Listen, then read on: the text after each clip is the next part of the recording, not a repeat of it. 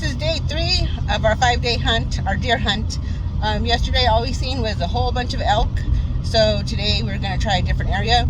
But we're getting a late start because I had to stop and go run to the post office because our little Funkos that are on my eBay store, those are getting sent out, some of them are.